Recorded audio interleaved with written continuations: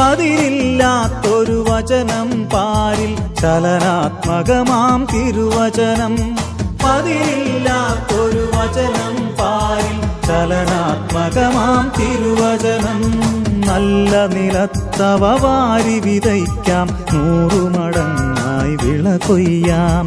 നല്ല നിലത്തവ വാരി വിതയ്ക്കാം, 100 മടങ്ങായി വിള കൊയ്യാം.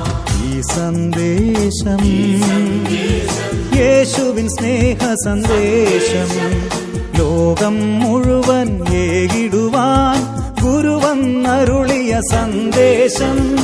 ഈ സന്ദേശം